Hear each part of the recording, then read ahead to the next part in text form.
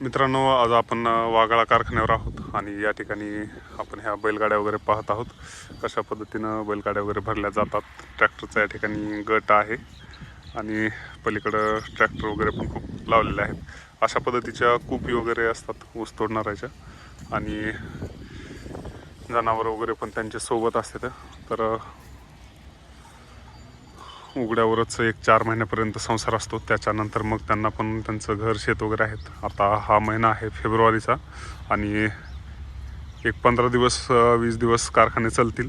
त्याच्यानंतर हे कारखाने वगैरे बंद होऊन ते लोक जे आहेत हे आपापल्या गावाकडे जातील आणि मग त्यांचं शेती वगैरे करतील, शेती वगैरे पाहतील.